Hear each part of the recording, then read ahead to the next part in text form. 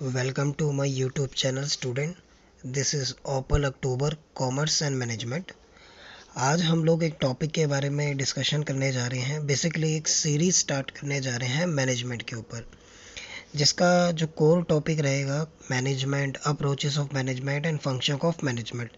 लगभग 5 से 7 क्लासेस में हम इस मैनेजमेंट को कंप्लीट करने की पूरी कोशिश करेंगे. चलिए स्टार्ट करते हैं. सबसे पहला जो टॉपिक है वो है कॉमर्स. देखिए, मैनेजमेंट की जो है वो कॉमर्स के स्टूडेंट भी पढ़ते हैं, तो हमें सबसे पहले ये पता होना चाहिए व्हाट इज़ कॉमर्स. देखिए, कॉमर्स का मतलब होता है exchange of goods and services. Goods और सर्विसेज के एक्सचेंज को ही हम कॉमर्स कहते हैं. यानी कि जब आप कोई सामान खरीदते हैं या बेचते हैं तो आप क्या करते हैं, एक्सचेंज करते हैं. एक्सचेंज यानी कि आप गुड्स ले आते हैं और उसके बदले में आप कुछ रुपीज़ या मनी पे करते हैं. बिटवीन टू और मोर पीपल ये एक्सचेंज हैपन होता है. कॉमर्स को हम 2 टुकड़ों में बांट के पढ़ते हैं. इसके अंदर एक तो हम ट्रेड की बात करते हैं और एक बात करते हैं एड्स टू ट्रेड के बारे में. ट्रेड का मतलब होता है बाइंग एंड सेलिंग, और बाइंग एंड सेलिंग 2 तरीके से हो सकती है. एक तो इंटरनल यानी कि B2B, बिजनेस टू बिजनेस, जहाँ पे हम होलसेलर और रिटेलर की बात कर रहे हैं. यानी मैन्युफैक्चरर अपना सामान होलसेलर को बेच रहा है, होलसेलर अपना सामान रिटेलर को बेच रहा है. तो एक तरीके का ये इंटरनल ट्रेड हो गया. लेकिन एक्सटर्नल ट्रेड का मतलब क्या है कि जब हम अपनी कंट्री के से बाहर गुड्स एंड सर्विसेज को बेच रहे हैं, वो हमारा एक्सटर्नल ट्रेड कहलाता है. उसके अंदर इंपोर्ट हो गया. इंपोर्ट मतलब जब आप विदेशों से सामान खरीदते हैं, और जब आप विदेश में सामान बेचेंगे तो उसको आप बोलेंगे एक्सपोर्ट. और इंटरपोर्ट का मतलब क्या होता है कि आपने एक कंट्री से सामान खरीदा और उसके अंदर कुछ एडजस्टमेंट करके वो सामान किसी दूसरी कंट्री में बेच दिया, उसको हम बोलते हैं इंटरपोर्ट. इसी तरीके से ट्रेड के साथ बाइंग एंड सेलिंग करने के साथ साथ हमें कुछ एक्टिविटीज़ करनी पड़ती है जिससे बाइंग एंड सेलिंग ईजी हो जाती है. उसको हम बोलते हैं हेल्परी एक्टिविटी ऑफ ट्रेड. जैसे कि आपको अगर अपना प्रोडक्ट बेचना है तो आपको अपनी ट्रांसपोर्टेशन भी चाहिए. जैसे अगर आप सामान बना रहे हैं हरियाणा में, लेकिन वो बिकेगा जाके केरला में, तो ट्रांसपोर्टेशन जो सर्विसेज है, जो बड़े बड़े ट्रक्स चलते हैं, रेलवे में सामान जाता है, और जो बाय एयर और वाटरवेज जो सामान जाता है, उसको हम ट्रांसपोर्ट कहते हैं. इसके अलावा जब आप सामान बनाते हैं वो इंस्टेंटली नहीं बिक जाता, तो उसके बनने में और बिकने में कुछ समय का डिफरेंस रहता है. तो जब तक वो सामान नहीं बिकता तब तक आपको उसको एक वेयर हाउस में रखना पड़ता है ताकि वो सामान ख़राब ना हो जाए. आपका सामान बनना, ट्रांसपोर्ट करना, इसके साथ डिस्ट्रीब्यूशन सिस्टम होता है. डिस्ट्रीब्यूशन सिस्टम के अंदर हम होलसेलर, रिटेलर की बात करते हैं, एजेंट्स की बात करते हैं. अगर आपका बिजनेस जो है बहुत बड़े पैमाने पर है तो आप बहुत सारे एजेंट्स रखते हैं, बहुत सारे होलसेलर रखते हैं, डिस्ट्रीब्यूटर रखते हैं, जो आपका सामान बेचने में हेल्प करते हैं या एंड यूज़र तक वो प्रोडक्ट को पहुंचाते हैं. इसी तरीके से एडवर्टीजमेंट एजेंसीज होती हैं, ये भी एक सर्विसेज है. इसके अंदर क्या होगा, आपके जो गुड्स है उसकी नॉलेज कस्टमर तक पहुंचेगी. उसके लिए आप अखबारों में न्यूज़ देंगे, पैम्पलेट छपवाएंगे, या टीवी पे या यूट्यूब पे आप अपनी ऐड रन करवाएंगे, तो एक सर्विस ही होगी. और अगर आपका सामान मान लीजिए एक फ्रजाइल एरिया से गुजरने वाला है तो आप उसका जो है इंश्योरेंस करवा लेते हैं. तो चोरी से आप उसका इंश्योरेंस, थेफ्ट इंश्योरेंस करा सकते हो, फायर इंश्योरेंस करा सकते हो, ठीक है, मेरीन इंश्योरेंस करा सकते हो अगर समुद्री रास्ते से आपका सामान जा रहा है. इसके अलावा जो आप परचेजिंग सेलिंग करेंगे, जो ऑनलाइन ट्रांजेक्शंस करेंगे, उसके लिए आप बैंकिंग फैसिलिटीज़ यूज़ करते हो. और टेली कम्युनिकेशन यानी कि जो IT सेक्टर्स है, इंफॉर्मेशन टेक्नोलॉजी है, मोबाइल है, डिजिटल मार्केटिंग्स हैं, जो ये सारी सर्विसेज होगी वो हमारी टेली कम्युनिकेशन का पार्ट होगी. तो कॉमर्स का कुल मिला के मतलब होता है बाइंग एंड सेलिंग. और बाइंग एंड सेलिंग करने के लिए जो हेल्परी एक्टिविटीज़ है, उन दोनों को अगर हम मिला दें तो वो कॉमर्स बन जाता है. चलिए आगे आज जो हमारा मेन टॉपिक है उसके बारे में चर्चा करते हैं. What is management. मैनेजमेंट का मतलब क्या होता है. मैनेजमेंट को एज अ नाउन भी आप समझ सकते हैं, मैनेजमेंट को एज अ डिसिप्लिन भी समझ सकते हैं, और मैनेजमेंट को आप एज अ प्रोसेस भी समझ सकते हैं. मैनेजमेंट को जब हम बोलते हैं कि मैनेजमेंट इज़ अ नाउन, इसका मतलब होता है ग्रुप ऑफ मैनेजर्स. जब बहुत सारे लोग मिलकर कुछ मैनेज करने की कोशिश करते हैं और कुछ आउटपुट निकालने की कोशिश करते हैं एक कॉमन गोल को लेकर, उसको भी आप मैनेजमेंट कहते हो. मैनेजमेंट अपने आप में एक सब्जेक्ट है, अपने आप में एक डिसिप्लिन है. तो मैनेजमेंट एक सब्जेक्ट के तरीके से, एक डिसिप्लिन के तरीके से भी काम करता है. और मैनेजमेंट फंक्शन भी है. फंक्शन क्यों है, क्योंकि इसके अंदर सीरीज ऑफ फंक्शंस आएंगे, जैसे कि आप प्लानिंग करेंगे, ऑर्गेनाइजिंग करेंगे, स्टाफिंग करेंगे, डायरेक्टिंग करेंगे और कंट्रोलिंग करेंगे। तो there is a series of function जो हम इस क्लास में आगे डिस्कस भी करेंगे। तो ये मैनेजमेंट को नाउन, डिसिप्लिन और प्रोसेस ऐसे 3 भागों में बांटा है थ्रॉय हेमैन ने। ये बेसिकली एक फिलोसफर्स थे जिन्होंने मैनेजमेंट को 3 डायमेंशंस में बांटकर पढ़ा है। इन जनरल बहुत सारे जो राइटर्स हैं उन्होंने मैनेजमेंट को अलग अलग एंगल से देखा है। आपके कम्पिटिटिव एग्जाम में कई बार जो है एक डेफिनेशन आती है और पूछा जाता है कि ये डेफिनेशन किस राइटर ने दी है। तो इसकी एंडलेस डेफिनेशन है, बट मैं आपके लिए कुछ 5-7 डेफिनेशन लेकर आया हूँ जो आपको मैनेजमेंट का मीनिंग समझने में भी हेल्प करेंगे। और एग्ज़ाम में अगर आपसे पूछ ले कि ये डेफिनेशन किस राइटर की है तो डायरेक्टली और इनडायरेक्टली ये डेफिनेशन आपकी हेल्प कर सकती है। देखिए मैनेजमेंट का मतलब क्या है कि मैनेजमेंट एक तरीके की आर्ट है, एक तरीके की कला है of getting the things done through others, यानी लोगों के द्वारा काम करने की। आपको बेसिकली मैनेजमेंट में क्या करना होता है, लोगों से काम करवाना होता है। और लोगों से काम करवाना बहुत ही डिफ़िकल्ट टास्क है। काम करना बहुत आसान है, काम करवाना बहुत मुश्किल है। तो मैनेजमेंट क्या है, मैनेजमेंट एक ऐसी आर्ट है जिसके माध्यम से लोगों से काम करवाया जाता है। ये डेफिनेशन दी है मैरी पाकर फ्लॉयड ने। ठीक है जी। अगली डेफिनेशन है जहाँ पे आपको ऐसे टू टू टू शब्द, देखो इस डेफिनेशन के अंदर आपको बहुत मिलेंगे, आपको ये हैक बता रहा हूँ तरीके का, जहाँ पे शब्द बहुत मिलेंगे वो डेफिनेशन मैनेजमेंट की हेनरी फ्योल ने दी है। कहते हैं कि to manage is to forecast, यानी कि मैनेजमेंट का मतलब होता है चीज़ों की भविष्यवाणी करना, टू फोरकास्ट करना, फिर उसके अकॉर्डिंग प्लान बनाना, फिर प्लान के हिसाब से टू ऑर्गेनाइज करना, लोगों को कमांड देना, उनके बीच में एक कोऑर्डिनेशन बैठाना, और इन सभी एक्टिविटी को आप कंट्रोल भी करते हो, तो टू कंट्रोल। तो मैनेजमेंट का मतलब क्या है, to manage is to forecast and plan and to organise, to command, to coordinate and to control. Management की लुइस एलन ने, ये बहुत बार एग्जाम में पूछी गई डेफिनेशन है कि management is what a manager does. Management वो होती है जो एक मैनेजर करता है। मैनेजर के जो फंक्शंस होंगे, जो भी फंक्शन परफॉर्म कर रहा है, विच मीन्स कि वो मैनेजमेंट ही कर रहा है। ये भी डेफिनेशन रॉयस मॉरिस की है डेफिनेशन कि मैनेजमेंट का मतलब होता है डिसीजन मेकिंग। यानी मैनेजमेंट में क्या करना होता है, मैनेजर को सही समय पे सही डिसीजंस लेने होते हैं। तो सही डिसीजन लेना ही मैनेजमेंट कहलाता है।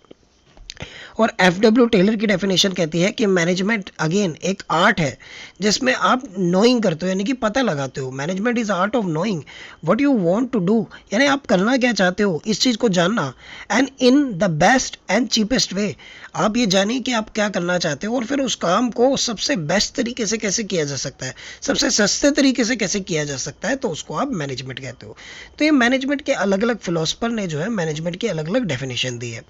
अब मैनेजमेंट को आप इसकी एक तरीके से ये एट्रीब्यूट समझ सकते हैं। ये अलग अलग तरीके के एट्रीब्यूट्स हैं जिसके बारे में हम चर्चा करेंगे कि मैनेजमेंट एक यूनिवर्सल एक्टिविटी है, यानी it is not only related to your business, in your really life, in general life, और इन योर प्रोफेशन, या स्पोर्ट्स की बात करें या किसी डांस की बात करें। अगर आप कोई गाना देख रहे हैं और उसमें 20-25 लोग जो है सेम रिदम पर सेम तरीके के स्टेप कर रहे हैं, तो ये क्या है, ये मैनेजमेंट का ही एग्जाम्पल है। या हम स्पोर्ट्स में देखते हैं जो टीम है वो बेसिकली एक स्ट्रेटजी बनाती है कि किस तरीके से हमें अपने ओपोनेंट को डिफीट करना है। तो मैनेजमेंट ऐसा नहीं है कि बिजनेस से रिलेट करती है, मैनेजमेंट एक यूनिवर्सल एक्टिविटी है, ये ऑल प्रिजर्विव है, यानी इसको हर जगह इसका इस्तेमाल होता है। और मैनेजमेंट हमेशा गोल ओरिएंटेड होती है। जब भी आप कुछ मैनेज कर रहे होते हो तो आपका कुछ ना कुछ पर्पस होता है। जैसे आप अपना डेली शेड्यूल मैनेज कर रहे हो ताकि आप अच्छा स्कोर ले पाओ, यानी कि आप आज से 8 से 7 घंटे जो है लाइब्रेरी में बैठ के पढ़ाई कर रहे हो, तो ये किस लिए कर रहे हो, ये जितनी भी चीज़ें आप मैनेज कर रहे हो अपनी लाइफ की, ये किस लिए कर रहे हो, ताकि आप जो है कोई एक टारगेट आपने अपनी लाइफ में बनाया होगा, वो टारगेट आप अचीव कर पाओ। तो management must be goal oriented. Management एक ऐसी चीज़ है जो कॉन्टीन्यूस प्रोसेस है, इसका कोई एंडिंग, इसका कोई बिगिनिंग और एंडिंग पॉइंट नहीं है, ये हमेशा चलती रहती है। मैनेजमेंट आप जब तक अपनी लाइफ में चीज़ों को मैनेज करोगे, जब तक एक बिजनेसमैन अपनी जो जितनी भी बिजनेस एक्टिविटीज़ है उसको अच्छे से मैनेज करता रहेगा, तब तक उसके जो है गोल पूरे होते रहेंगे। यानी मैनेजमेंट एक कॉन्टीन्यूस प्रोसेस है, लगातार चलने वाला प्रोसेस है। मैनेजमेंट मल्टी डायमेंशंस है, इसके बहुत सारे डायमेंशंस हैं। जैसे कि मैंने आपको बताया कि मैनेजमेंट को हम नाउन की तरह भी समझ सकते हैं, मैनेजमेंट को हम जो है एक तरीके से प्रोसेस की तरह भी समझ सकते हैं कि management is a series of functions, जिसमें हम प्रोसेस की बात करते हैं। तो मैनेजमेंट एक मल्टी डायमेंशन चीज़ है। और मैनेजमेंट एक इंडिपेंडेंट सब्जेक्ट नहीं है। अब तो चलो इंडिपेंडेंट सब्जेक्ट है, लेकिन मैनेजमेंट जो है बहुत सारे सब्जेक्टों से रिलेट करता है। इसके अंदर कहीं ना कहीं आप सोशोलॉजी पे पढ़ेंगे, इसके अंदर कहीं ना कहीं साइकोलॉजी पे पढ़ेंगे, इसके अंदर मैथ्स का भी यूज़ होगा, इसके अंदर इकोनॉमिक्स का भी यूज़ होगा, यानी पॉलिटिकल साइंस का भी यूज़ होगा। हर सब्जेक्ट से कुछ ना कुछ चीज़ें को यूज़ करके ही मैनेजमेंट को पढ़ा जाता है। तो ये काफ़ी मल्टी डायमेंशनल सब्जेक्ट है।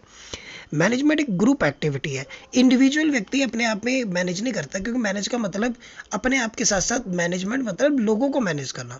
तो मैनेजमेंट हमेशा ग्रुप में होगी, यानी कि आप बहुत सारे एलिमेंट्स को देके बहुत सारे लोगों के ऊपर मैनेजमेंट को किया जाता है। मैनेजमेंट एक डायनेमिक फंक्शन है, यानी कि जो स्ट्रेटजी आज आपने किसी चीज़ को यूज़ करके की है, वो सेम स्ट्रेटजी आप जो है हर बार यूज़ नहीं कर सकते। According to situation, according to the prevailing conditions, उसके हिसाब से जो है स्ट्रैटेजी बदलती रहती है। तो इसलिए मैनेजमेंट है एक डायनेमिक फंक्शन है। मैनेजमेंट एक इस तरीके की फोर्स है जिसको देखा और छुआ नहीं जा सकता, जिस महसूस किया जा सकता है। तो it is a intangible force. अब मैनेजमेंट को जो है 3 लेवल पर समझा जाता है। स्टूडेंट इसको ध्यान से समझिए। आपसे एग्जाम में पूछ सकता है कि इनमें से कौन सी पोस्ट जो है टॉप लेवल मैनेजमेंट की है, कौन सी मिडिल की है और कौन सी लो की है। मैनेजमेंट को हम 3 तरीके से बांट के पढ़ते हैं: टॉप मैनेजमेंट, मिडिल मैनेजमेंट और लोअर लेवल, या उसको ऑपरेटिंग मैनेजमेंट भी कहते हैं।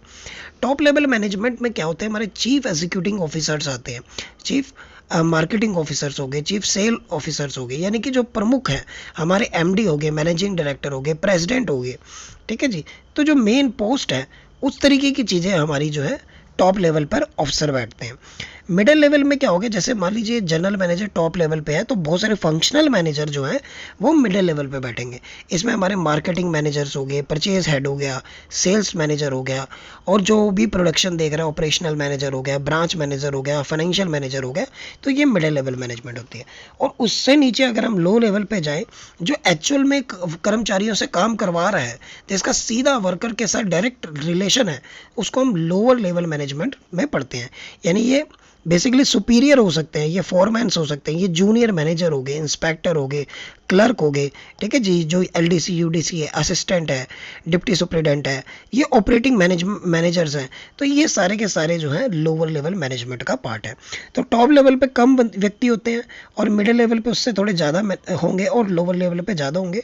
और जो है हमारी वर्क फोर्स है, यानी कि नॉन मैनेजरियल है, वो इसके नीचे आ जाएगी। तो ये 2 चीज़ें आपको और नज़र आ रही है कि जो टॉप लेवल, मिडिल लेवल और लो लेवल, ये जा रहा है अथॉरिटी का साइन। यानी कि टॉप लेवल को अथॉरिटी होती है नीचे वाले व्यक्तियों को कमांड देने की, मिडिल लेवल को होती है लो लेवल पे कमांड देने की। इन द सेम वे जो रिस्पॉन्सिबिलिटी का ग्राफ है वो नीचे से ऊपर की तरफ जाता है। तो ये भी आपको एक सेंस समझ आनी चाहिए। आगे हमारे पास एक और टॉपिक है मैनेजमेंट के स्किल्स। देखिए, एक मैनेजर के पास वैसे तो बहुत सारे स्किल्स की रिक्वायरमेंट होती है, पर मेजरली एक मैनेजर के पास ये 3 स्किल्स का होना बहुत ज़रूरी है। ये R.L. कैंट ने ये 3 स्किल्स बताए हैं। कुछ टेक्निकल स्किल्स हो गए, कुछ ह्यूमन स्किल्स हो गए, और कुछ कंसेप्चुअल स्किल्स हो गए। जो हमारे टेक्निकल स्किल्स हैं वो स्किल्स लोअर लेवल मैनेजमेंट पर ज़्यादा हमें रिक्वायर्ड होते हैं, जैसे कि आपको ग्राफ में ही समझ आ रहा है। यानी कोई मशीन चलाने का स्किल हो गए, ठीक है, या कोई आपने मेंटेनेंस का काम है, कोई इंस्पेक्शन का काम है, कोई क्वालिटी चेक करने का काम है, जहाँ पे टेक्निकलिटीज़ एक्सपर्टीज़ बहुत मैटर करती है, वो लोअर लेवल मैनेजमेंट हो गए।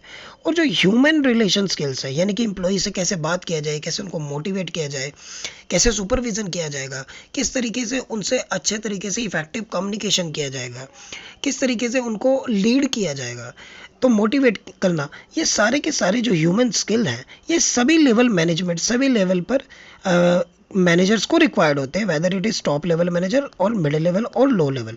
तो अगर आपसे पूछ ले कि कौन सा ऐसा स्किल्स है जो तीनों में रिक्वायर्ड होता है, तो वो ह्यूमन रिलेशन स्किल्स है। लेकिन अगर पूछे कि लोअर लेवल मैनेजमेंट में कौन से स्किल्स ज़्यादा होने चाहिए, तो हम बोलेंगे टेक्निकल स्किल। और ऐसे पूछ ले कि टॉप लेवल मैनेजमेंट पे क्या स्किल्स होने चाहिए, तो कंसेप्चुअल स्किल्स, यानी कि कंसेप्ट, जो एक कंपनी है, उस कंपनी में जो भी वो प्रोडक्ट बना रही होगी, तो वो प्रोडक्ट को बेटर कैसे करना है, उससे रिलेटेड जो भी आइडिया कंसीव्स होंगे, मार्केट की स्ट्रैटेजी क्या रहेगी, कंपनी के क्या ऑब्जेक्टिव रहेंगे, क्या टारगेट रहेगा। तो जो कंसेप्ट वाइज चीज़ें सोचनी होती हैं, बड़े बड़े मतलब जो है हॉल्स में जो मीटिंग्स हो रही है, कॉन्फ्रेंस हो रही है टॉप लेवल मैनेजर्स की, तो वहाँ पे आपको कहीं ना कहीं कंसेप्चुअल स्किल चाहिए। जहाँ बिजनेस मॉडल के बारे में आप सोच रहे हो, तो वो टॉप लेवल मैनेजमेंट की जिम्मेदारी है। तो आपसे ये क्वेश्चन पूछ ले कि ये 3 कैटेगरी में किसने बांटा है, तो एक क्वेश्चन ये होगा इसका राइटर्स कौन है। कौन से 3 स्किल्स होते हैं ये बता दिया मैंने आपको। टॉप लेवल पे कौन से स्किल्स चाहिए होते हैं, लो लेवल पे कौन से चाहिए होते हैं, और कौन सा ऐसा स्किल है जो तीनों में इक्वलेंटली इंपॉर्टेंट है, वो हो गया हमारा ह्यूमन स्किल्स। तो इससे अगर कोई भी आपको क्वेश्चन आए तो अब आपका गलत नहीं होना चाहिए। इसी तरीके से एक मैनेजर जो है बहुत सारी भूमिका प्ले करता है, बहुत सारे रोल्स प्ले करता है, ठीक है। तो मैनेजर एक इंटरपर्सनल रिलेशन जो है वो भी मेंटेन करता है। मैनेजर का काम इंफॉर्मेशन का भी है, मैनेजर का काम डिसीजन लेने का भी है। तो मैनेजर बहुत सारे अलग अलग तरीके के रोल प्ले करता है। अब इसके अंदर देखिए इंटरपर्सनल लेवल पे मैनेजर क्या है, ये कंपनी का एक फिगर हेड है। यानी कि हम जब कंपनी को जानते होते हैं तो हम ये समझते हैं कि वो कंपनी इसलिए अच्छी वर्क कर रही है क्योंकि वहाँ का मैनेजर वो व्यक्ति है, वहाँ का मैनेजिंग डायरेक्टर जो है एक फलाना व्यक्ति है जो बहुत रेनॉल्ड पर्सनालिटी है, बहुत फेमस व्यक्ति है। तो एक कंपनी का चेहरा है, ये फिगर हेड है, कंपनी का लीडर भी है। कंपनी में जो भी मेजर डिसीजन लिए जा रहे हैं, जो भी पॉलिसीज बनाई जा रही है, उसमें कहीं ना कहीं मैनेजर का रोल भी है। और ये इंटरपर्सनल के तौर पर ये कंपनी का एक लिंक भी है।